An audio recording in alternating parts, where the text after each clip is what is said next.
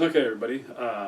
Today, in the little series of Grageman, first of all, for my birthday, my kids work at a place where they do custom signs, and they made our Grageman logo and everything, which I think looks very, very cool.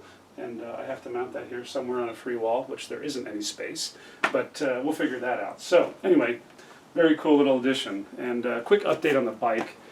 So a couple of things I've done, and I'll go over a couple other things later in the back end, but the front end here, I still want to get some kind of fender on here. So there's a place in Germany called Sport Evolution. They do really cool stuff, all sorts of custom BMW stuff.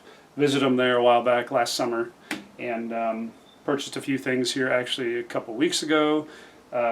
One of them being fork springs, because I did cut off 4 inches off of my stock forks. From a local machine shop, which I covered in an earlier video, but I never upgraded the springs, and so I contacted them, and they make the spring for these, so I got brand new springs coming on the way, and I'll show a video on that and what we do and how we put them in. But in the meantime, this is one of these things you do in hindsight. They also have a fender, which you can customize when you buy it, but it mounts to these mounts right here. Mine being the Mystic had this kind of a fork stabilizer in here, and then the fender was integrated into this stabilizer.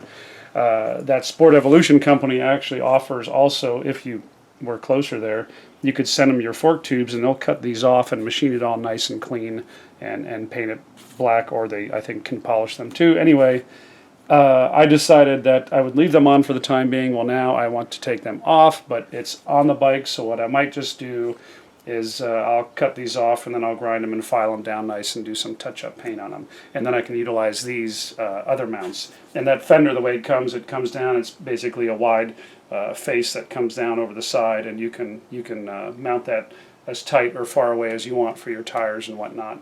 And then you drill your own holes and mount it yourself. So, and also you get it painted. So that's probably going to be in the works here. I might do that here in the next couple weeks. I'm not sure yet. Yeah, other than that, a couple other little things. I got my brake line on from Galfer's custom line, and now I think I'm just going to do make a little bracket. The original bracket was this little piece, and it mounted like this, and then it had a rubber sleeve, rubber grommet in there that you can put in.